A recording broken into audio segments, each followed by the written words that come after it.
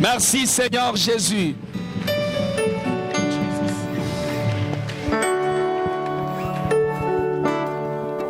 Alléluia. Alléluia. Praise the Lord.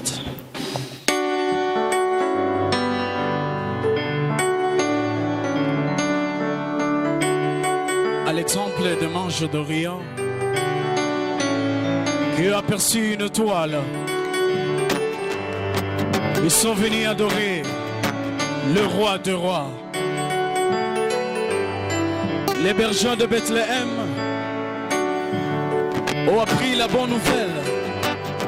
Les anges ont annoncé. Ils sont venus louer le roi des rois. Et moi ce matin, dans cet ensemble réuni, j'aimerais t'annoncer la bonne nouvelle. Jésus-Christ, le roi des rois, est parmi nous. Est-ce qu'on peut acclamer pour la présence de Jésus?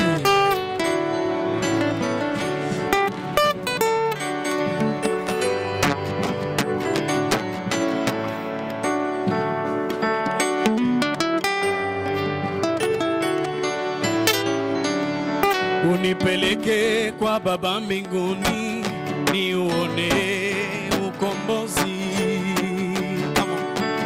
Kuzaliwa kwa Bwana Yesu, oh, kwa Bwana Yesu ni ukombozi kwangu. Kuzaliwa kwa Bwana Yesu ni ukombozi wangu. Kuzaliwa kwa Bwana Yesu ni ukombozi wangu. Kuzaliwa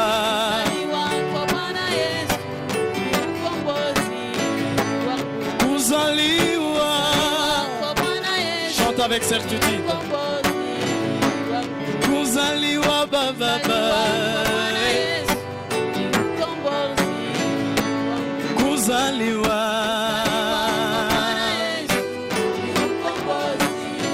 oh kama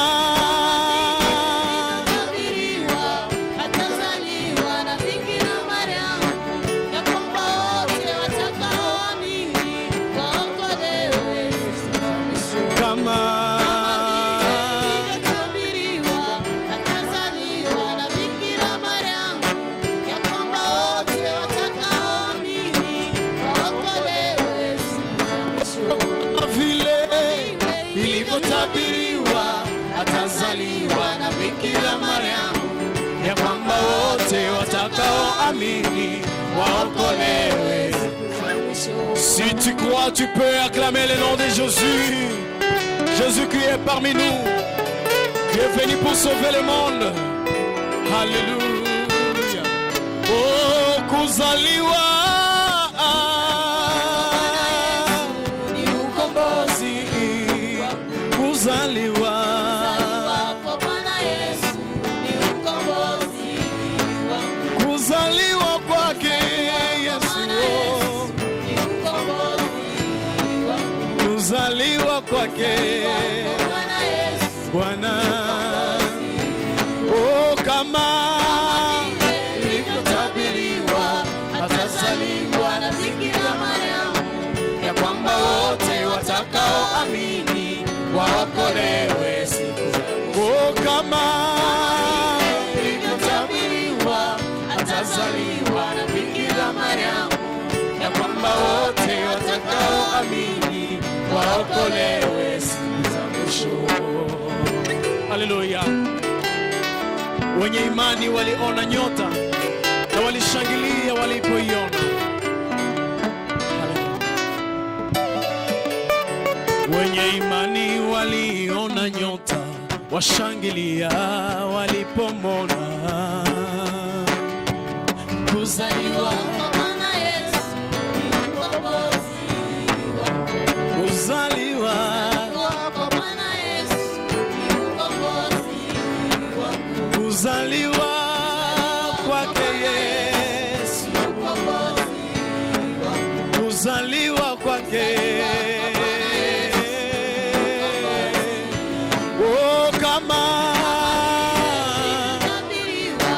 atazaliwa na Bikira Mariamu,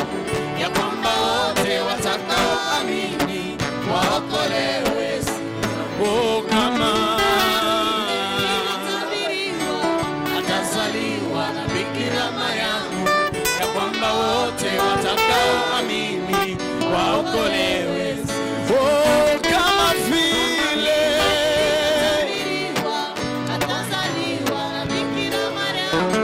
ya kwamba wote watakaoamini waokolewe siku za mwisho. Haleluya. Ingawa shida zako usilie, mkombozi amezaliwa. Ingawa matatizo usilie tena, mkombozi amezaliwa. Haleluya.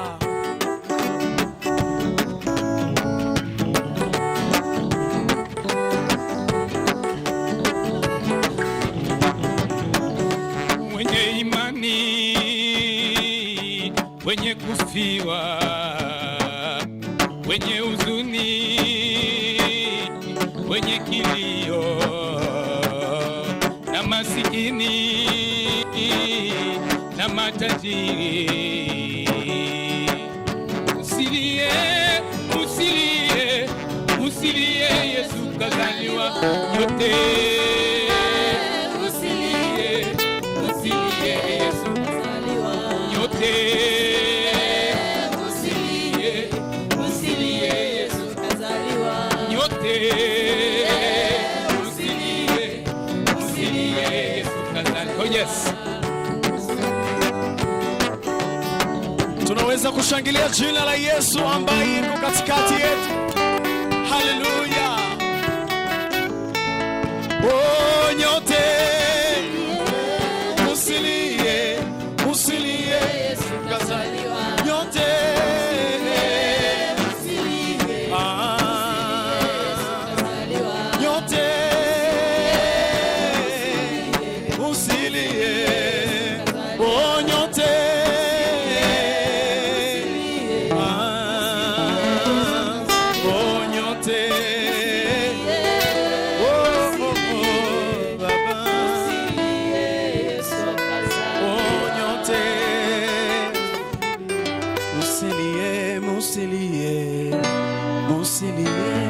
j'aimerais que tu chantes encore ça. Nyote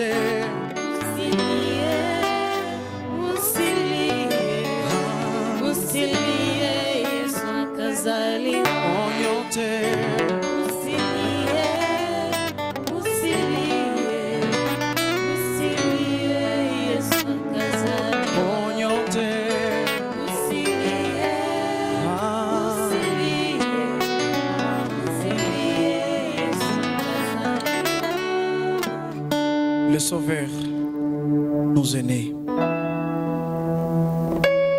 Et c'est ce Sauveur que nous adorons ce matin. Élevé parmi toutes les nations, glorifié par tout le peuple. C'est celui que nous adorons aussi ce matin. Jour et nuit, les anges, les archanges et les 24 veillards se prosternent devant lui. Et dans cet ensemble des saints réunis, nous voulons nous unir avec les anges et les 24 veillards qui chantent: tu es saint, saint, saint. Et nous ce matin, nous voulons dire que son nom est élevé parmi toutes les nations, parce qu'il a reçu le nom le plus puissant. Par son nom, tous genoux fléchissent et toute langue confesse.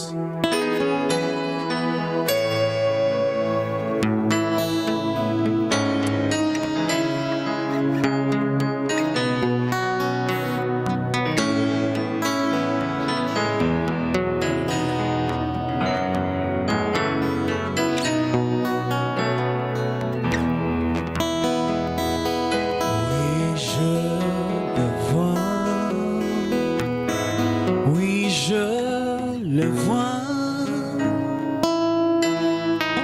élevé par tout le peuple, ensemble pour l'adorer. Oui, je le vois. Oui, je le vois. Mes yeux ont vu l'agneau, le Seigneur sur son trône. qui règne pour toujours. Oui, je le vois.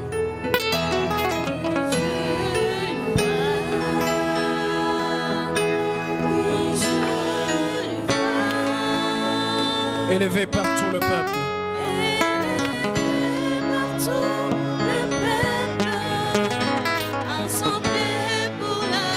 Oui, je le vois.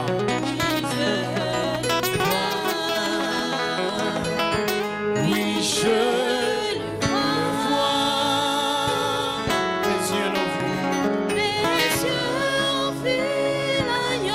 Le Seigneur assis sur son trône.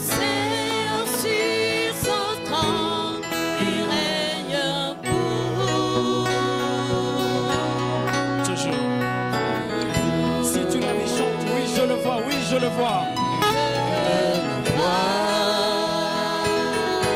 Oui, je le vois. Élevé par tout le peuple.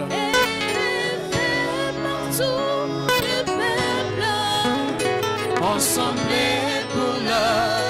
Oui, je le vois.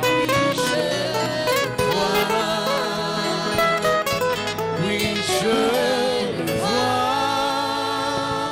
Mes yeux l'ont vu.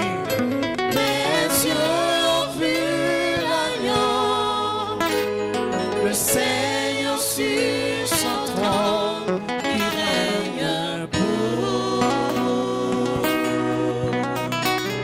Chante, il me connaît, il me connaît.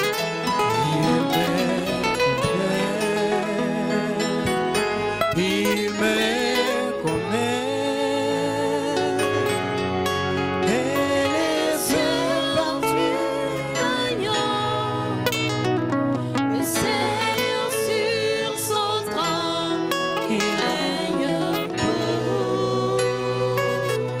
Toujours. Chante encore, il me connaît par mon nom. Il me connaît. Il est élevé par tout le peuple. Élevé par tout le peuple. Ensemble pour l'adorer. Il me connaît, Jésus.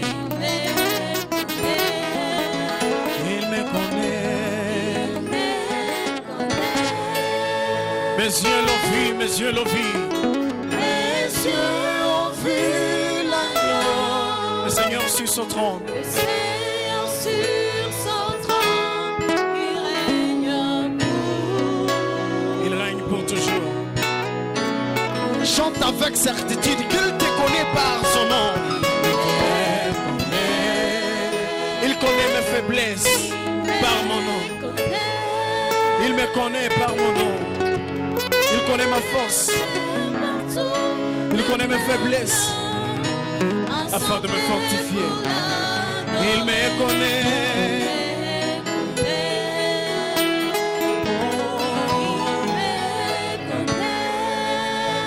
Mes yeux,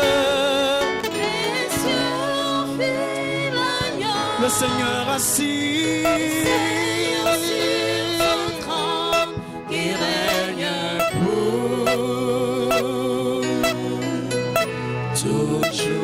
Oui, je l'adore. Oui, je l'adore. Oui, je l'adore. Élevé par tout le peuple.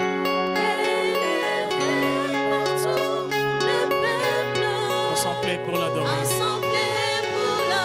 Oui, je l'adore. Oui, je l'adore.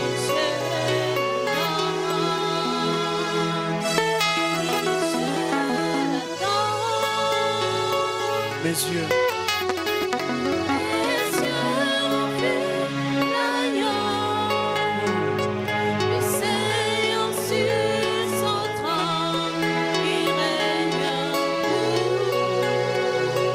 J'aimerais seulement le faire avec les pianos. Élève ta voix. Oui, je l'adore. Oui, je l'adore. Oui, je l'adore. Oui, je l'adore. Tu as tes propres raisons d'adorer Dieu. Élevé par tout le peuple. Chacun a ses propres raisons d'adorer Dieu.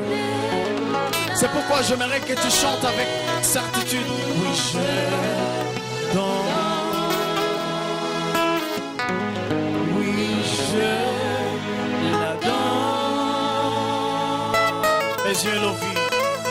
Mes yeux ont vu l'agneau.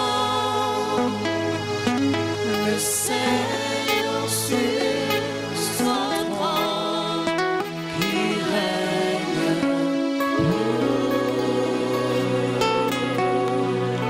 toujours.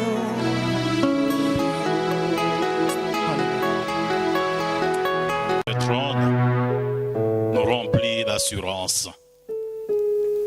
De savoir assis sur le trône nous rappelle tout le temps que tu as sous ton contrôle toutes choses. De savoir assis sur le trône nous rappelle que c'est toi le Seigneur et que tu es le seul qui t'élève les derniers dans nos vies. Oui, nous te voyons, nous te contemplons, nous communions à ta gloire. La gloire est le sens même de ta nature. Nous communions à ta sainteté. Et cette sainteté nous pénètre. Et là, devant ta face, là, dans ta présence, nous sommes transformés de gloire à gloire à ton image. Et nous pouvons dire comme Jacob devenu Israël, que je vis Dieu en face et mon âme a été sauvée. Sois élevé à cet instant, Seigneur. Sois élevé à ce moment où nous voulons t'écouter, parler à nos cœurs, parler à nos vies, nous communiquer la parole qui est esprit et vie, comme le disait le Seigneur, nous communiquer la parole qui est l'épée de l'esprit, nous communiquer la parole qui est vivante et puissante, qui pénètre jusqu'à séparer âme et esprit, jointure et moelle, qui juge le sentiment et les pensées du cœur. Nous communiquer la parole qui est un feu dévorant. Nous communiquer la parole qui est pareille à un marteau qui pulvérise les rocs. Rien ne peut s'opposer à cette parole dans nos vies. Merci pour cette parole bénie de toi. Au nom de Christ Jésus. Amen. Nous pouvons rester en position debout pour honorer la parole de Dieu. Nous ouvrons dans Ésaïe chapitre 9e, verset 6. Ésaïe chapitre 9e, verset 6. Il est écrit ceci dans Ésaïe chapitre 9e, verset 6. Car un enfant nous est né, un fils nous est donné, et la domination reposera sur son épaule. On l'appellera, comment? Allons-y. On l'appellera admirable, conseiller, Dieu puissant, Père éternel, Prince de la paix. Est-ce qu'on peut l'acclamer? Gloire au Seigneur. Gloire à Jésus. Nous sommes dans Isaïe, nous pouvons reprendre place dans la présence du Seigneur. Nous sommes dans Isaïe chapitre 9e, verset 6. Gloire au Seigneur. Shalom bien-aimés. Shalom. Nous sommes heureux d'être encore ce matin dans la présence de Dieu. Heureux surtout de cette occasion qui nous est offerte pour parler à son peuple de sa part. Et soyez rassurés que tout ce que nous dirons, mot à mot, phrase après phrase, l'ensemble de tout ce que nous dirons, c'est l'ainsi dit l'Éternel. Nous allons parler fidèlement de sa part. Et ce que le Seigneur nous dit ce matin, c'est la réponse à une question. Je voudrais mieux dire à un questionnement, à un ensemble de questions, essentiellement deux. La première question, c'est qui est Jésus qui est né? Gloire au Seigneur. Qui est Jésus qui est né sur la terre des hommes? Et deuxième question, pourquoi Jésus est-il né sur la terre des hommes? Qui est-il? Lui qui est né sur la terre, parce qu'il est né. La naissance de Jésus, c'est une réalité théologique, c'est une réalité historique, c'est une réalité scientifique incontestable. Il n'y a personne qui peut contester qu'un jour, dans le cours de l'histoire de l'humanité, le Christ est né.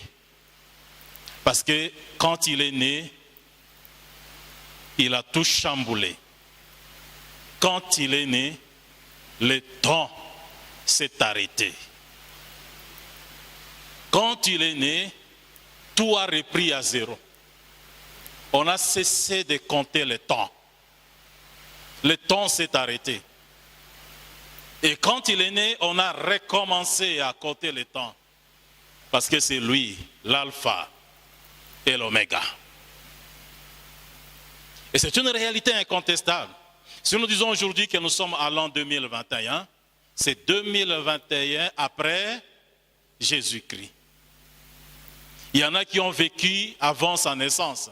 On va parler par exemple de tel, il est vécu à l'an 326 avant Jésus-Christ.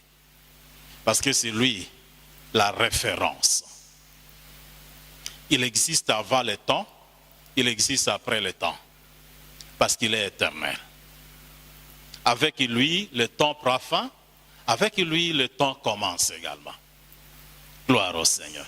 Qui est-il, cet homme-là? Mais pourquoi est-il venu sur la terre des hommes? Pourquoi est-il né sur cette terre? Jésus. Ce sont les deux questions auxquelles nous allons essayer de répondre, éclairées par ces Écritures, très rapidement. Première question, qui est Jésus qui est né? Qui est-il? Nous répondons comme suit. Premièrement, il est d'abord le Sauveur.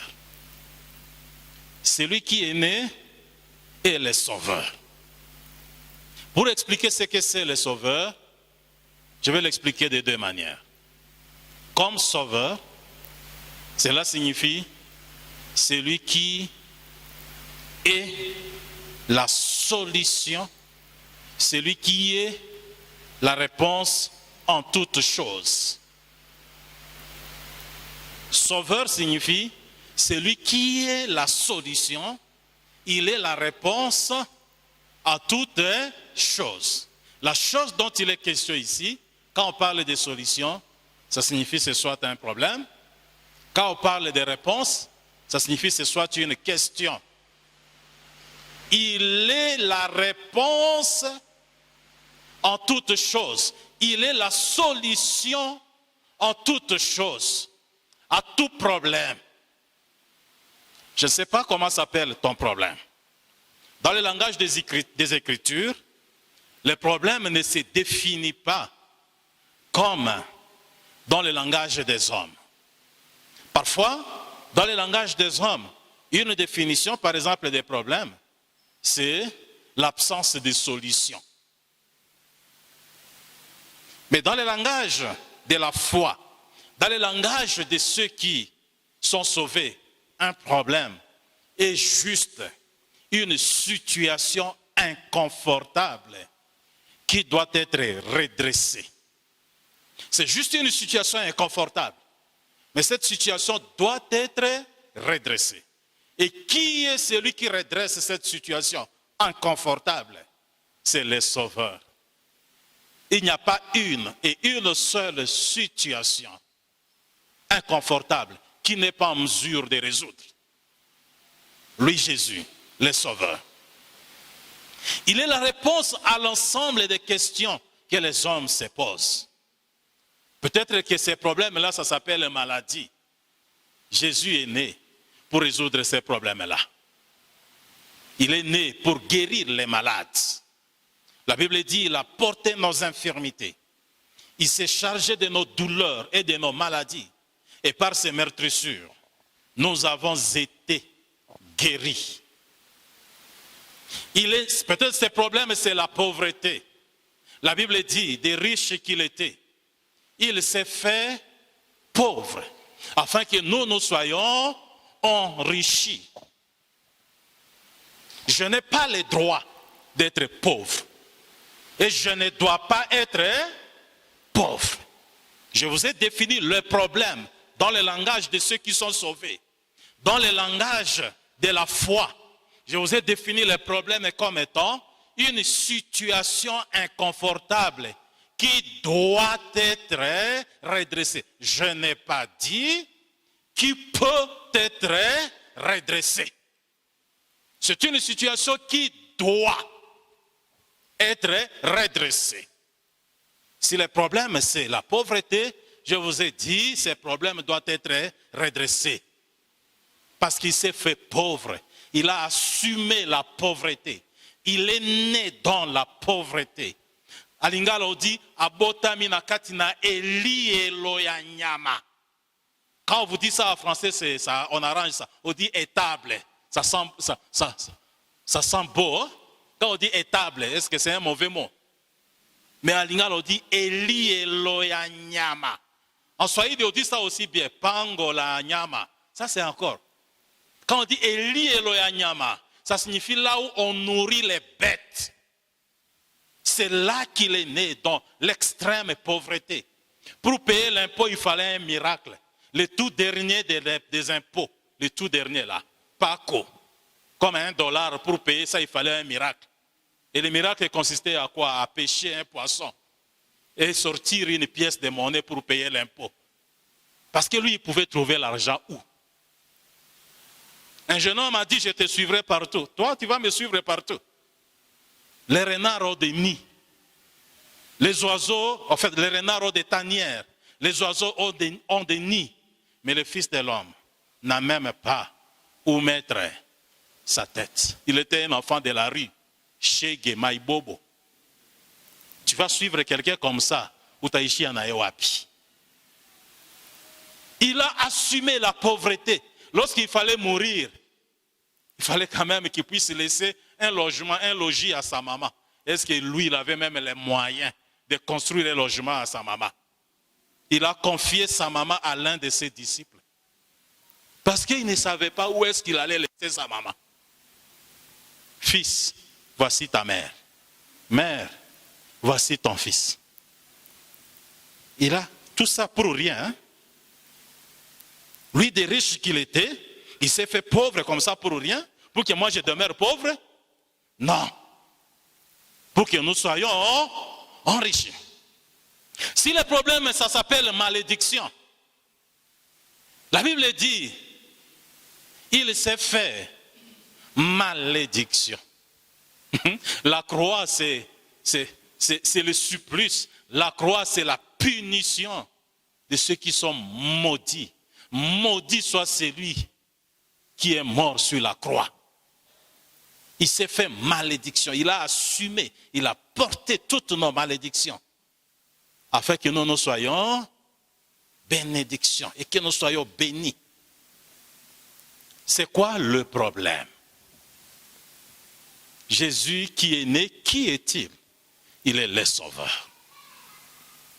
Je ne vous parle pas de la théorie. Je suis en mesure d'appuyer tout ce que j'ai dit ici par une expérience personnelle, par mon témoignage personnel. Ma vie, c'est un témoignage vivant de tout ce que j'enseigne toujours. Gloire au Seigneur. Si Jésus, nous disons qu'il est la seule, comme sauveur, ce n'est pas même nous, c'est la parole, il est le sauveur. Comme sauveur, il est la solution à tout, il est la réponse en toutes choses. Le sauveur, c'est celui qui sauve. Sauver signifie épargner de 5 choses. 5 dans le langage des Écritures, c'est la grâce. Voilà pourquoi le salut s'obtient par la grâce. Vous êtes sauvés par la grâce au moyen de quoi? Au moyen des offrandes. Au moyen des actions de grâce. Au moyen de jeûne. Au moyen de l'onction du Saint-Esprit. Au moyen de la foi. La seule, la foi. On ne dit pas une fois, là. Ça signifie qu'il n'y a pas un autre moyen. Il n'y a que celui-là. Le salut nous est donné. Hein? Charismaka, le don de la grâce. le salut est un don de la grâce. Maintenant, la seule main que nous tendons, le seul moyen dont nous usons pour nous saisir du salut, afin qu'il produise ses effets dans notre vie, et demeure la foi. Personne ne dira un jour, tu m'as sauvé Seigneur parce que j'étais chantre. Tu m'as sauvé Seigneur parce que j'étais pasteur. Tu m'as sauvé parce que je jeûnais sérieusement. Tu m'as sauvé parce que j'ai donné la dîme. Tu m'as sauvé parce que j'ai donné les offrandes. Parce que j'aidais les pauvres. Non, le salut est et demeure la grâce de Dieu. C'est pourquoi nous disons le salut t'épargne de 5 choses. Premièrement, sauver signifie épargner du danger. Tous qui sont sauvés, ils sont épargnés du danger. Je ne peux pas me sentir en un seul instant de ma vie, à quelque endroit de ma vie en danger. On peut dire que c'est les 5e, 6e, 8e, 40e vague. On peut en parler. Mais moi, je ne me sens pas concerné par ça. Je ne suis pas en danger. Parce que je suis sauvé. Je suis épargné du danger. Le langage de ceux qui sont sauvés, ils parlent comme suit. 1000 tomberont à ma gauche, 10 000 à ma droite, mais moi, je ne serai pas atteint. Ça, c'est le langage de ceux qui sont sauvés. C'est comme ça qu'ils parlent. Le langage de ceux qui sont sauvés, même si je suis dans un avion, tu apprends que cet avion-là a connu un crash. Il y a eu un rescapé. Sache que c'est moi. Je ne me sens pas un seul instant en danger. Le langage de ceux qui sont sauvés, ils parlent comme suit. Bien aimé, ceux qui sont sauvés, ils ne parlent pas comme ceux de ce monde. Vous êtes dans le monde, mais vous n'êtes pas. Nous avons notre langage à nous, les fils et les filles du royaume. Nous avons notre langage. Ceux qui sont sauvés, comment ils parlent? Ceux qui sont sauvés, ils parlent comme suit. Je sais que mon rédempteur est vivant. C'est lui qui s'élèvera le dernier. Voilà comment il parle. Oh, mon dossier est quelque part. On va compliquer ça. Il y a quelqu'un compliqué. Qui a le pouvoir de bloquer mon dossier? Qui? De qui il a reçu ce pouvoir-là? De qui? Mon dossier à moi qui suis sauvé. Dire que quelqu'un va bloquer ça. Par quel pouvoir? Ce pouvoir serait-il supérieur au pouvoir de celui qui m'a sauvé? Absolument pas. Les saluts, ceux qui sont sauvés, ils ont leur langage. Parce qu'ils savent qu'ils sont épargnés du danger. Il y a danger. Moi, je ne suis pas concerné par ça. Parce que j'en suis épargné par le Sauveur. Sauver signifie épargner de la destruction. Jésus a parlé de quelqu'un qui ne vient que, entre autres, pour détruire. Vous savez de qui il s'agit? Le diable. Il ne vient que pour voler, pour égorger et pour détruire. Le diable. Et moi, qui suis sauvé, je suis épargné de la destruction. Cela veut dire que, est-ce que le diable a un pouvoir sur moi? Non. Aucun pouvoir. C'est moi d'ailleurs qui ai le pouvoir. Jésus lui-même a dit, voici je vous ai donné. Tout est grâce. Même ce pouvoir-là, c'est un don de Dieu. Voici je vous ai donné quoi? Le pouvoir. De faire quoi? De marcher. De marcher où? Sur. Quand on dit sur, ça signifie c'est sur quoi vous marchez et où? En dessous ou bien au-dessus? En dessous. Moi, je suis au-dessus et moi, je fais quoi? Je marche. Sur. Gloire au Seigneur. Le diable, il ne me détruira pas. Impossible. Il n'y arrivera jamais. Tout simplement pourquoi? Parce que je suis né d'un ange? Parce que je suis né de la Vierge Marie? Non. Tout simplement parce que je suis sauvé. Je suis sauvé comment? Par la grâce. Parce que je suis sauvé. C'est merveilleux d'être sauvé. Et puis c'est gratuit, Bandoukou. On ne paye rien. Il y a des gens qui refusent ça. Un jour, je suis au CME à Nyakoundé, la clinique de Bounia. je vais prier pour une sœur de l'église qui était malade. En revenant, j'ai vu un papa qui luttait contre la mort. Il ne parlait plus. L'Esprit m'a mis à cœur de m'approcher de son lit. Je lui ai parlé de Christ. Il ne parlait plus, mais je sais qu'il m'écoutait. Pendant moins de 3 minutes. Ensuite, je lui ai posé la question. Papa, peux-tu accepter Jésus-Christ comme ton sauveur et ton Seigneur personnel? Tout ce que j'attendais de lui ne fut qu'un geste de tête. S'il faisait seulement comme ça, c'est fini. Il est sauvé. Bien aimé, le salut, ce n'est pas compliqué, Bandoukou.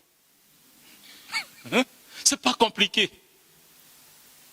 Et d'abord, il était là. Il m'aurait donné quoi s'il acceptait Christ? Une offrande, hein? Ne fût-ce qu'un geste comme ça. Mais vous savez, ces papas-là, qui ne parlaient plus, il a pu ouvrir la bouche. Mais il a ouvert la bouche pour me dire quoi? Non! Et quand il me dit non, il s'est éteint. Il est mort. Donc la dernière parole de sa vie ici sur la terre, c'était dire non à Jésus. Il y a quoi avec les hommes, mes amis? Pourquoi? Pourquoi ce qui est gratuit et ce qui est la chose la plus précieuse que quelqu'un peut avoir dans la vie, les saluts, pourquoi les gens n'en veulent pas? Gloire au Seigneur. Sauver, c'est être épargné de la destruction. Le diable, il ne peut pas me détruire. Le diable ne peut pas habiter à moi. Dire que je suis sauvé et en même temps je suis aussi possédé. Est-ce qu'on peut comprendre une histoire comme ça? D'où les gens ont sorti cet enseignement-là? Un pasteur fidèle, d'où les gens ont sorti cette histoire-là? Dire à quelqu'un que tu es sauvé, c'est-à-dire tu as Christ dans ta vie, mais tu as aussi des démons. Donc, Satan et Jésus, ils cohabitent à toi. Donc, ils ont ton corps en commun. La Bible dit, qu'y a-t-il de commun entre quoi? La lumière et les ténèbres. Qu'y a-t-il de commun entre la lumière et les ténèbres? Jésus, il est la lumière. Et Satan, il est les ténèbres. Mais comment peuvent-ils avoir en commun mon corps? Pour que tout le temps on me parle des démons. Pour que tout le temps on soit en train de m'effrayer. Tu vois quelqu'un venir au nom de Jésus. Il sourit parce quelque part au nom de Jésus. Pourquoi les gens aiment les histoires des démons? Si je dis tout à l'heure là que demain on va organiser une prière de délivrance, tout Boutembo va arriver ici. Parce que les gens aiment ça. Les démons là, comme les gens aiment les démons, mes amis. Et puis les affaires des démons. Tu vas au ensemble déjà comme ça, on leur parle des démons pendant toute une semaine. On ne parle que des démons. Non, je ne suis pas concerné par ça. Le diable, il me combat. Mais ça ne s'appelle pas la possession, c'est-à-dire l'habitation par les démons. On appelle ça l'oppression. Oppression, ce sont les attaques, les tourments que les diables et les démons ils t'imposent de l'extérieur. Par rapport à ces oppressions, la Bible dit, résistez au diable. Il fuira loin de vous. Ça signifie même que ce combat-là n'est pas éternel. Il arrive un temps, parce que tu as résisté, où le diable s'est enfui loin de toi. Et rares seront ces flèches qu'il va te lancer qui vont t'atteindre. Et quand même ces flèches t'atteindront, parce qu'il s'est venu de très loin, la flèche va venir se cogner à toi, sans force et ça tombe. Il commence à s'appliquer dans ta vie ce que la Bible dit, toute arme forgée contre toi sera sans effet. Il ne faut pas dire nul et sans effet, non. Nul là, ce n'est pas la Bible. Toute arme forgée contre toi sera sans effet. Quand tu dis nul et sans effet, ça ce n'est pas, je ne vais pas dire amen. Parce que ce n'est pas la parole. La parole dit tout simplement, toute arme forgée contre toi sera sans effet. Quand on y ajoute quelque chose, si on t'en a un, on s'y dit, oh, gloire au Seigneur. Pourquoi? Parce que tu es sauvé. Tu dois faire peur au diable. Parce que tu es détenteur du pouvoir. Sauver signifie épargner du malheur. Je suis épargné du mal, je ne suis pas malheureux. Dieu a dit, car je connais le projet que j'ai formé pour vous. Mais il n'a pas voulu que ce soit lui, seulement qu'il les connaisse. Il nous l'a révélé. Il dit, je vais vous le dire. Je connais le projet que j'ai formé pour vous. Ce qui est certain, c'est que ce n'est pas un projet de malheur. Mais c'est un projet de paix. On aurait pu dire, mais c'est un projet de bonheur. Le bonheur, là, c'est petit par rapport à la paix. La paix signifie la tranquillité intérieure. La paix signifie la satisfaction. La paix signifie la réconciliation. La paix signifie finalement le bonheur. Et le projet que Dieu a pour ceux qui sont sauvés, c'est le projet de paix. Gloire au Seigneur. La paix signifie être sauvé. Sauvé signifie être épargné de la mort. Écoutez le langage de ceux qui sont sauvés. Comment ils parlent? Je ne mourrai pas, je vivrai et je rencontrerai les hauts faits, les merveilles de Dieu. Moi là, je ne suis pas concerné par la mort. Je ne mourrai pas. Voilà. Je ne mourrai pas. Je vivrai. Je raconterai les hauts faits de Dieu. Mourir. Comment d'abord? Comment d'abord je peux mourir? On dit que non, il est mort. Il est mort de la malaria.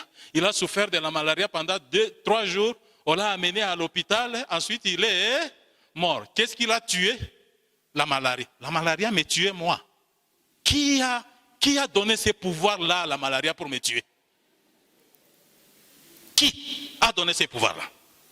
Non, je ne mourrai pas. Quand on dit on est sauvé, ça signifie on a la vie éternelle. La vie quoi? Éternelle. Ce n'est pas une vie temporelle. La vie que moi j'ai reçue. Moi j'ai reçu cette vie-là le 12 octobre 1993. Le jour où j'étais sauvé, c'était autour de 18h45. Le 12 octobre 1993. Cette année-là, j'avais 20 ans. Et maintenant, j'en ai 48. Ça fait 28 ans depuis que je suis sauvé. Gloire au Seigneur. Et je suis sauvé, j'ai la vie éternelle. Dire encore que je mourrai. Moi, mourir, jamais. Je ne mourrai pas. Il est possible que je quitterai cette terre, mais je ne la quitterai pas par la mort. Il est possible que je m'endormirai. La Bible parle de sommeil. Hein? La Bible appelle ça sommeil profond. Hein? Celui qui dort, on s'attend à ce qu'il fasse quoi? Qu'il se réveille. Alors, parce que ce sommeil est particulier, la Bible l'appelle un sommeil profond. Son réveil aussi, il est particulier. Ce réveil-là, on l'appelle ça comment? La résurrection. Est-ce que je mourrai? Je ne mourrai pas. Voilà. Je vivrai. Il est possible qu'un jour je m'endormirai d'un sommeil profond, mais ce sommeil-là n'est pas éternel. Je me réveillerai. Il n'est pas dit que parce que je me suis endormi, je me suis endormi. D'ailleurs, pour venir ici, la nuit, je me suis endormi, n'est-ce pas? Et ce matin, lorsque je dormais là, j'étais mort. Hein? Non. Bon. Et aussi, pour quitter cette terre, qui vous dit que je quitterai seulement par le sommeil? Parce qu'il y a aussi une autre probabilité. L'autre probabilité, ça s'appelle enlèvement. Si aujourd'hui tu es enlevé, tu seras le premier. Tu n'as jamais appris des gens qui ont été enlevés? Il y a qui par exemple? Et non, qui a été enlevé, non, le premier. Il y a Élie, n'est-ce pas? Mais qui a dit que l'enlèvement a été fait seulement pour eux? Qui a dit que la probabilité que toi, la probabilité, bon peut-être que toi tu ne crois pas, mais qui a dit que la probabilité que moi je sois enlevé, cette probabilité-là est 0? Non. Sur 1, ma probabilité d'être enlevé c'est 0,8 et la probabilité que je m'endorme c'est 0,2. Tu as compris, hein? Gloire au Seigneur. Je ne mourrai pas. Je suis malade, je ne sais pas de quoi. D'abord, je ne suis pas malade. Comment je peux être malade? Tu vois le langage de ceux qui sont sauvés, hein? Comment je peux d'abord être malade? Jésus a porté mes infirmités, il s'est chargé de mes douleurs et de mes maladies, et par ses meurtrissures, j'ai été guéri. J'ai été guéri. C'est fait. Ce n'est même pas que je suis guéri comme si je venais d'être guéri. Non. J'ai été guéri. Je peux avoir mal à la jambe ici. Ça, c'est la réalité. Ça, ce n'est pas la vérité. Toute réalité n'est pas vérité. Et ce qui guide la vie de ceux qui sont sauvés, ce ne sont pas les réalités, non. Ce qui guide ma vie, c'est la vérité. Et la vérité, c'est ce que Dieu a dit. Jésus a dit dans Jean 17, verset 17, « Père, sanctifie-les par la vérité. Ta parole est la vérité. » C'est la parole de Dieu qui est la vérité. Et cette vérité dit quoi? Christ a porté mes infirmités, de mes douleurs et de mes maladies. Il s'est chargé et par ses meurtrissures, j'ai ment. Ce qui est senti là, ça ment. C'est le mensonge. Ce n'est pas la vérité. Ce qui est senti ment. C'est le mensonge. La vérité, c'est ce que Dieu a dit. Ce que Dieu a dit, alors je vais commander maintenant. Je vais commander comment? Je vais commander par la foi et par la confession à ce que la réalité de ma jambe se marie à la vérité. Comment je peux commander ça? C'est par la foi et par la confession. Tu veux que je t'aide à t'exercer? Attends, on va y arriver. Gloire au Seigneur. Sauver signifie être épargné de la perdition. Gloire au Seigneur. Oh, oh, oh, oh. Quelle grâce, mon Dieu. Voilà pourquoi le salut me confère la vie éternelle. Je suis épargné de la perdition. Vous savez, le jour où j'ai reçu Christ, le Saint-Esprit a commencé par me faire prendre conscience que j'étais perdu. C'est ce que Jésus dit. Il dit, lorsque l'Esprit viendra, qu'est-ce qu'il fera? L'Esprit n'est pas d'abord venu pour les chrétiens. Il vient d'abord pour le monde. Ça signifie les pécheurs. Le monde, c'est les hommes et les systèmes dans lesquels ces hommes vivent qui s'opposent au système du royaume de Dieu. Ça signifie que ce sont les hommes pécheurs. Alors Jésus a dit, lorsque l'Esprit viendra, il fera quoi? 1. Il convaincra le monde de 3 choses. 1. Il va convaincre le monde à ce qui concerne les péchés. 2. À ce qui concerne la justice. 3. À ce qui concerne le jugement. Convaincre du péché, ça signifie, quand tu écoutes l'évangile, l'Esprit te fait prendre conscience de ce que 1. Tu es pécheur. 2. Tu es perdu. Et 3. Tu as besoin du salut. Gloire au Seigneur. C'est ça ce que l'Esprit fait. Il te fait prendre conscience de ce que tu es pécheur. Parce que tu es pécheur. Le salaire du péché, c'est quoi? C'est la mort. Pas la mort temporelle. La mort éternelle. La perdition. Alléluia. L'Esprit te fait prendre conscience de ce que tu es perdu. Alors, parce que tu es perdu, tu as besoin du salut. Pour être sauvé, il y a les sauveurs. Hein? La réponse à tout. À toutes choses. Donc, même la perdition, là, tu peux en être épargné. Voilà pourquoi il va te convaincre de la justice.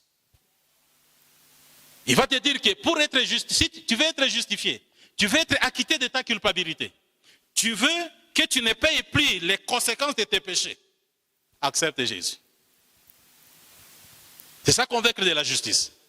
Et enfin, il dit, il convaincra les gens en ce qui concerne le jugement. Il va te dire, si tu refuses d'accepter Jésus, tu seras condamné. Gloire au Seigneur. D'ailleurs, tu es déjà condamné. Le salut, c'est cela. Celui qui est né, bien-aimé, Jésus, il est le sauveur. Celui qui est né, qui est-il encore? Il est le Christ. C'est-à-dire le oint de Dieu. Mais aussi, quand on dit le Christ, c'est celui qui a reçu mandat de oindre. Gloire au Seigneur. Celui qui oint les gens. Il est d'abord lui-même oint. On ne donne que ce que l'on a. Si toi tu n'as pas, tu vas oindre les gens comment? Lui comme Christ, il est oint. Un jour là, il dit, l'Esprit du Seigneur est sur moi. Et il m'a oint. Autrement dit, il m'a établi par onction. Lui comme Christ, non seulement il est oint, mais il a aussi reçu mandat de oindre. Et quand on parle de l'onction ici, dans le langage des Écritures, c'est le revêtement du Saint-Esprit qui te confère la puissance de remplir ton ministère ou tes ministères, de remplir ton service, de remplir ta fonction, de remplir tes dons. Le revêtement du Saint-Esprit qui te confère la puissance, celui qui fait ça, c'est qui? C'est Jésus, le Christ. Il est Christ. Il est oint et il a reçu mandat de oindre. Gloire au Seigneur. Et quand il t'est oint, tu fais comme lui. Lui, il a dit, l'Esprit du Seigneur est sur moi. Il m'a oint. Pour faire quoi? 1. Pour annoncer une bonne nouvelle aux pauvres. 2. Pour guérir ceux qui ont le cœur brisé. 3. Pour délivrer les captifs. 4. Pour ouvrir les yeux aux aveugles. 5. Pour libérer les opprimés. 6. Pour annoncer une année de grâce de l'Éternel. 6 dans le langage des Écritures, c'est le chiffre de l'homme. Et quand il y a 6 éléments dans la mission de Jésus, ça signifie, ça vise la restauration de l'homme. Jésus, il restaure. Gloire au Seigneur. Il restaure. Et quand toi tu es oint, tu fais comme ton Seigneur. Voilà pourquoi moi là je fais comme mon Seigneur. Je guéris les malades comme mon Seigneur. Je chasse les démons comme mon Seigneur. Je parle comme mon Seigneur. Je ressuscite les morts comme mon Seigneur. Quand tu me vois là, tu ne vois pas que je ressemble à mon Seigneur. Tu ne vois pas que je suis exactement comme lui? Regarde-toi, tu ne vois pas que tu es comme ton Seigneur.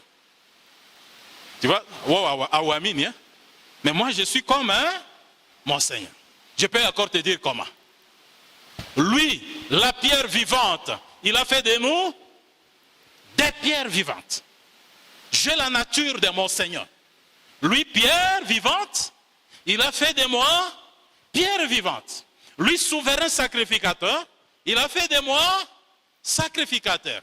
Il est né par l'action du Saint-Esprit, n'est-ce pas? Le 12 octobre 1993, je suis né comme lui. Par l'action du Saint-Esprit. La Bible dit, ce qui est né de la chair est chair. Ce qui est né de l'esprit est esprit.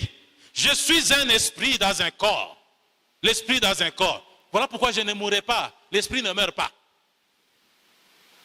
Gloire au Seigneur. Voilà le langage de ceux qui sont sauvés. Ceux du dehors là-bas, quand tu parles comme ça, on dit qui tu as Kunaruka.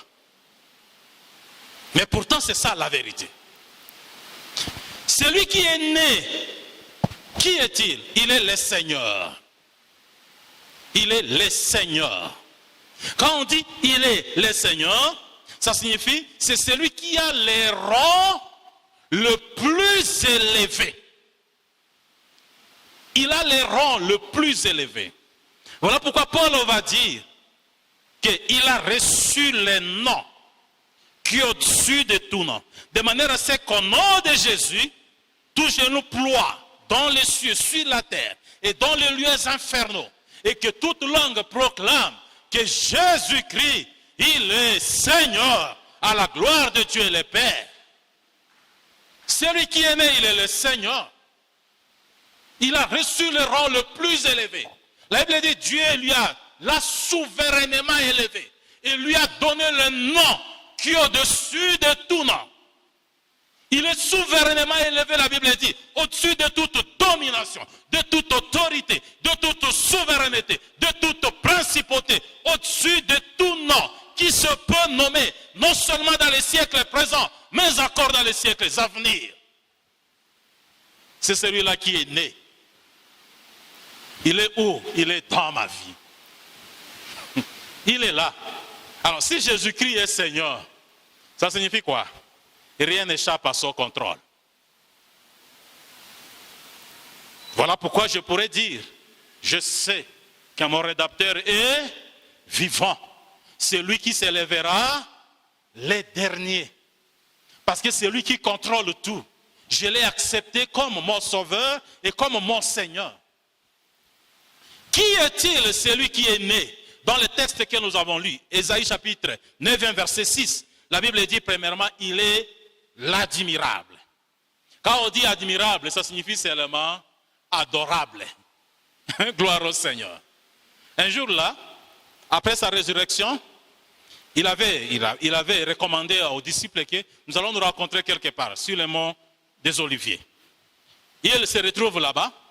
La Bible dit, lorsque les disciples le virent, qu'est-ce qu'ils firent? Là, je suis dans Matthieu chapitre 28, à partir du verset 16. La Bible dit, lorsqu'ils le virent, ils se prosternèrent. Quand ils le virent, ils se prosternèrent. Mais la Bible dit, mais certains parmi eux eurent des doutes. Et lui, Jésus, prit la parole et il dit, tout pouvoir m'a été donné sur la terre et dans les cieux. C'est pour dire que, pourquoi avez-vous des doutes? Pourquoi les uns se sont-ils prosternés et les autres, ils ne l'ont pas fait? Pourquoi doutez-vous? Je suis admirable, je suis adorable, je suis bel et bien digne d'adoration. Jésus-Christ n'est pas que prophète. Laissez les autres l'appeler prophète. Il est véritablement, il est prophète. Mais il n'est pas un prophète ordinaire. Il est le prophète divin. Il est le prophète Dieu. Il est adorable. Et nous n'avons rien de commun avec ceux qui ne reconnaissent pas ça. Ceux qui ne reconnaissent pas que Jésus-Christ, il est adorable, il est Dieu. Et que c'est lui le sujet de notre adoration. Nous n'avons rien de commun avec eux. Absolument pas. Celui qui est né, il est adorable. Qui est-il encore? La Bible dit celui qui est né, il est conseiller. Gloire au Seigneur. Quand on dit conseiller, c'est ça maintenant le prophète. Vous savez, un prophète, c'est la bouche de l'Éternel. Tout ce qu'il dit, ça vient de l'Éternel. Gloire à Jésus. Il est conseiller. Il est le prophète. Mais je dis ici, le prophète divin. Il est venu révéler Dieu. Nul ne peut connaître Dieu si ce n'est que par Jésus. Dans Jean chapitre 1er, je crois le verset 16 ou le verset 18, il dit, nul ne connaît le Père si ce n'est que le Fils qui est dans le Père. Et celui à qui il peut le révéler. Voilà pourquoi, avec la venue de Jésus, la révélation est arrivée à son terme. Dieu a fini de se révéler. Il a fini. Il n'y a pas quelqu'un qui peut naître aujourd'hui et dire, bon, en plus de ce que Jésus avait dit, je viens encore dire ceci. Mouongo, sorcier, démon. Avec Jésus, la révélation est arrivée à son terme. Tout ce que Dieu voulait que nous connaissions de lui, il l'a fait avec Jésus. Le conseiller. La Bible dit, il est le Dieu puissant.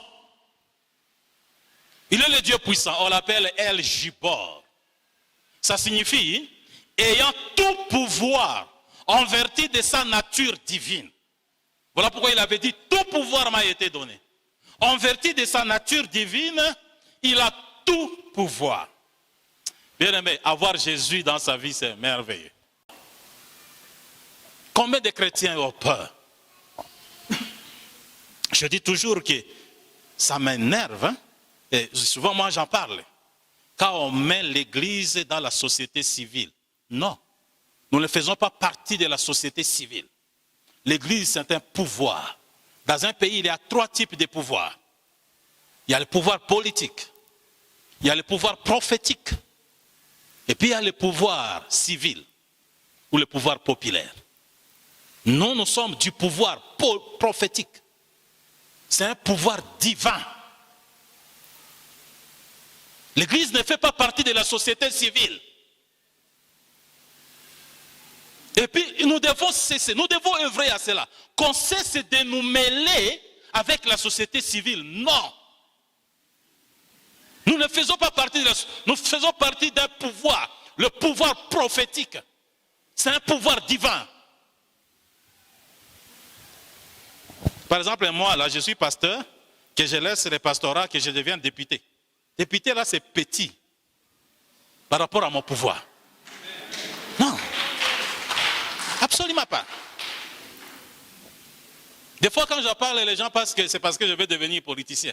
Non. Moi, là, devenir député. Moi, laisser le pastorat, il y a un pasteur, il vient est député. Il est petit. Petit. Et ça, malheureusement, souvent, nous ignorons cela, comme pasteurs. D'abord, notre pouvoir, quand je dis prophétique, je limite ça d'ailleurs. Parce que c'est pouvoir, l'onction que j'ai reçue, c'est l'onction prophétique, l'onction royale, l'onction sacerdotale. Triple pouvoir. Bon, eux, ils en ont seulement un. Pouvoir politique. Les autres, pouvoir civil ou populaire. Mais moi, j'en ai tout. Prophétique, royal, sacerdotal. Est-ce que tu peux acclamer d'abord pour toi-même? C'est pourquoi ne te minimise pas. Tu n'es pas n'importe qui comme chrétien. Gloire au Seigneur. Il est Père éternel. Je vais chuter tout à l'heure. La Bible dit, il est Père éternel. Père éternel, ça signifie, dans d'autres versions, on dit Père d'éternité. Cela veut dire, quand on dit Père éternel, ça signifie, c'est lui dont le règne est sans fin. Son règne est sans fin. Voilà pourquoi le règne qui est le nôtre également, il est sans fin. Toi, on peut te lire tout ce qu'on peut te lire. Après 5 ans ici, c'est fini. Et moi, je suis toujours là. Pouvoir prophétique, sacerdotal, royal. Hein? Si tu n'as pas la grâce, alors on ne renouvelle plus ton mandat. Mais moi, je suis toujours là. Alléluia. Parce que mon maître, hein, lui qui est à moi, il est Père éternel. C'est-à-dire, il est celui dont le pouvoir est sans fin. Ufalme wake, uwezo wake, haina mupaka. C'est sans fin. C'est pourquoi nous aussi, nos pouvoirs. Un jour là, quelqu'un il a parlé. Je ne sais pas pourquoi ils me mettent dans leur groupe. Ils m'ont mis dans leur groupe là des politiciens de Vitória. Alors ils parlaient mal de l'église, ils parlaient mal des pasteurs. J'ai dit, mon frère, tu n'as pas le droit de parler comme ça des pasteurs. Non, vous êtes méchants. J'ai dit, nous sommes méchants. Ça va. Il y a élection. J'ai écrit. Tu verras si tu seras élu. Si je suis pasteur, le vrai, toi tu ne passeras pas. Quelqu'un de populaire, hein, et il n'est pas passé. Parce que j'ai un pouvoir sans fin. Vous savez, l'église doit cesser. L'église doit cesser de laisser les gens se jouer de nous. Le pouvoir prophétique, nous n'avons que la parole. La parole ici. La parole là, l'épée de l'esprit. La parole là, la Bible dit c'est le marteau qui pulvérise les rocs. Je n'ai que la parole. Nous devons imposer notre pouvoir. Pour dire qu'il ne faut pas que quelqu'un se lève et commence à dire n'importe quoi du pasteur, de ton pasteur. Non. Moi, wallahi, quelqu'un ne va pas dire n'importe quoi de moi. Je ne vais pas le laisser faire ça. Non. Parce que je suis détenteur d'un pouvoir divin. Évidemment, si tu es détenteur d'un pouvoir divin, marche comme tel. Hein? Il faut être correct. Le problème, c'est que, bon, parfois, les gens font n'importe quoi. Alors là, ça... Mais si tu es dans la lignée de Dieu, personne ne peut se jouer de toi. Amen. Enfin, il est dit, il est prince de la paix. Comme prince de la paix, il est roi, n'est-ce pas? Le prince ici, c'est pour dire tout simplement roi. Mais ce roi-là, il nous réconcilie avec Dieu, il nous réconcilie avec nous-mêmes, il nous réconcilie avec nos semblables. Quand il est dans ta vie, tu as la paix. Tu vis réconcilié d'abord avec toi-même. Tu n'es pas à conflit. Il y a des gens qui sont à conflit avec eux-mêmes. Il y a beaucoup de gens qui ne peuvent pas dire « Je te bénis Seigneur de ce que tu as fait de moi une créature si merveilleuse. » Combien peuvent dire ça? Il y a des gens, quand ils se voient, ils auraient souhaité à ce qu'ils soient comme Moïse. Non. Tu es une merveilleuse créature de Dieu. Gloire au Seigneur. Et celui qui n'accepte pas ça, il est à conflit avec lui-même. Voilà pourquoi tu verras quelqu'un, je m'excuse si tu fais ça, tu verras quelqu'un, il a une couleur de peau, il veut changer ça. Parce que quand il regarde là, il dit, ah Seigneur, pourquoi tu m'as fait comme ça? Hein?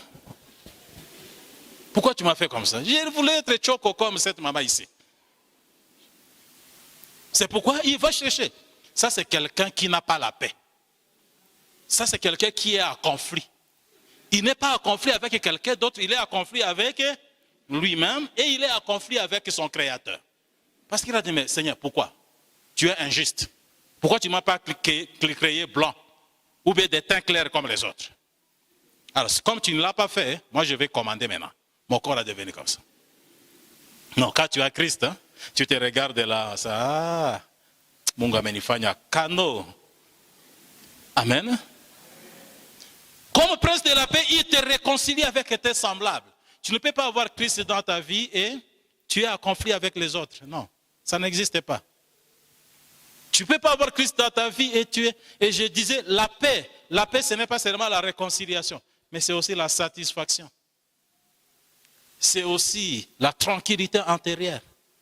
Il dit plusieurs fois que ton cœur ne se trouble point. N'ayez pas peur, ne vous inquiétez de rien. C'est ça ce qu'apporte la paix. La tranquillité intérieure. La paix, c'est le bonheur. Que Dieu bénisse sa parole. Message. Alors, donnez-nous encore 5 minutes. J'espère que c'est accordé. Hein? Alors, ce matin, je disais justement, par rapport au danger, je ne me sens jamais à danger. Je disais, en 2003, il y avait la guerre. Il y a d'ailleurs encore la guerre. Chez nous, à Bunia, ce n'est pas fini. Il y a un peu de tranquillité seulement au centre-ville. Mais quand tu quittes le centre-ville, que ce soit au nord, que ce soit au sud, que ce soit à l'est, que ce soit à l'ouest, il y a l'insécurité. À Bunia, il y avait 2 factions, des rebelles. Il y en a qui avaient occupé la partie de la ville, la partie de la sous-région, ceux qui connaissent la sous-région. Et les autres étaient du côté, à partir du marché central là-bas, en allant vers Muzipela. Alors, nous habitions à la sous-région. Ceux qui connaissent la sous-région, qui connaissent chez Dr Mpapa, j'habitais à ce moment-là avec ma famille en face de chez Dr Mpapa. Alors, les gens avaient fouillé, il y en a qui sont venus à Béni, ainsi de suite. Je venais d'avoir ma première fille en 2003. Et quand la guerre a éclaté, elle n'avait que 2 mois. Et moi, je ne m'imaginais pas aller sur la route ici en pied avec ma jolie fillette là. Je suis resté avec ma famille, seul dans les quartiers. Tout le monde est parti. Parce que les rebelles avaient déjà pillé partout. Ils sont venus aussi à la maison chez moi là. Oukwascar, Oukwascar, Oukwascar. Il me pointe l'arme comme ça. Celui qui me dit Oukwascari, c'est quelqu'un qui sait que dans sa famille, on m'appelle pasteur. Parce que je passe souvent dans sa famille à exhorter ses parents. Et là, on m'appelait déjà pasteur. Alors, moi, je savais également que ces gens-là, s'ils remarquent que s'ils comprennent que tu les remarques, il ne va pas te laisser en vie. Mais moi, je ne me sentais pas en danger. Je lui ai dit clairement, mais pourquoi tu dis que je suis Askari? Alors que tu sais bien que je ne suis pas Askari. Est-ce que tu ne sais pas que je ne suis pas Askari? Tu sais, n'est-ce pas? Il ne faut pas me dire que je suis Askari. Je ne suis pas Askari. Si tu as besoin de prendre quelque chose, prends ce que tu dis, tu veux prendre. Mais ne me dis pas que je suis Askari. Il me pointait son arme. Mais moi, je ne me sentais pas en danger. Parce que je suis sauvé. Si je ne me sentais pas en danger, ce n'est pas parce que je marche dans la sanctification, parce que je donne l'offrande, parce que je suis pasteur. Non, tout simplement parce que je suis sauvé par la grâce au moyen de la foi. Je suis épargné du danger. Je sais qu'il pouvait me tirer dessus, mais cette balle-là n'avait pas le pouvoir d'arrêter ma course. Non. Quand je lui ai parlé comme ça, il a dit, ah, Tchaoulé. Il a rassemblé ces gens, ils sont partis. Le lendemain, la ville était divisée en fait en 2. Ceux de ce côté ne passaient pas. J'avais des enfants dans le Christ qui étaient à Muzipela. L'Esprit m'a mis à cœur d'aller visiter une famille là-bas. Les autres m'ont interdit, j'ai dit non, j'irai. Je suis allé visiter cette famille à Muzipela, vers le quartier Bigo là-bas. J'arrive dans une famille que je connaissais. On s'assoit, on a prié. Ils étaient d'abord émerveillés de me voir. Parce que personne ne pouvait quitter un côté pour l'autre. Ils étaient vraiment contents. On s'assoit, mais je remarque qu'il y a une fille qui n'était pas là. Je pose la question, Espérance est où? Kimia. Espérance est quoi? Kimia. Mais pourquoi vous ne voulez pas me dire où est Espérance? Finalement, il y a une maman qui va prendre le courage de me dire, non papa, kuku askari moi mwenye aliweza kumukamata. Major moi il y a bon, l'une des rébellions là. Ah, là où j'étais, les larmes ont coulé de mes yeux. Je savais que cet enfant était âgé de 21 ans. Et jusqu'à cet âge-là, je savais qu'elle était encore vierge, parce qu'elle était ma fille dans la foi. Donc cet homme-là,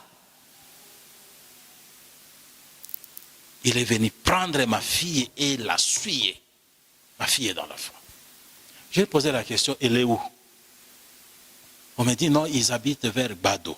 Pour ceux qui connaissent, Bounia Bado, c'est vers le grand séminaire des catholiques. C'est un quartier éloigné là. Je dis, est-ce que vous pouvez me donner l'adresse? Ils m'ont renseigné et j'ai dit, je vais là-bas. Non, papa, c'est à l'océan. Non, je vais aller. Je suis allé. Malheureusement ou heureusement, j'ai trouvé Espérance, mais j'ai trouvé que l'homme n'était pas là. Quand la fille m'a vu, elle a commencé seulement à pleurer. J'ai dit, allez, rassemble tout ce qui est tes affaires, tout ce qui lui appartient, laisse ça. On va avec toi à la souris. Non, papa, Takoua. Non, on va. Prends tes affaires. D'abord parce que je savais qu'il n'allait pas traverser de l'autre côté. Parce que c'était une autre faction. Nous sommes partis avec Espérance chez moi à la sous-région. On arrive, lui, quand il revient, il trouve que sa femme, entre guillemets, parce que ce n'était pas sa femme, il avait violé, il avait pris des forces. Elle n'était pas là à la maison. Elle se renseigne, on me dit que non, c'est elle. Papa, c'est allongé à l'efficace comme Kamata. Il se renseigne sur mon numéro, il m'appelle. Je décroche. C'est qui? Moi, Major tel. Qu'est-ce qui se passe? Mais pourquoi tu as amené ma femme? Il dit, je lui dis, elle est ta femme depuis quand? Parce que moi, je suis son père dans la foi. Si elle était ta femme, on allait m'appeler aussi le jour de bénédiction de son mariage. C'est depuis quand? Non, comment tu es un ami? Tout à on. Hein? Tout à on. Ah, j'ai dit ça va, tout à on. Tout à on. Voilà. Le lendemain, il y avait une opération, comme ils ont l'habitude d'appeler ça, chez les militaires, vers Mabanga. Mabanga, c'est au-delà encore là. À peu près 40 km de Bouni. Comme lui, il était major, on l'a envoyé pour cette opération-là. Maintenant, posez-moi la question. Qui a attrapé? La première balle a attrapé qui?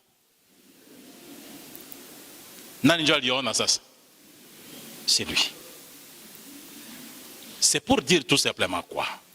Quand on est sauvé, intériorise ça, la pensée de ceux qui sont sauvés. Intériorise le sens de ce salut.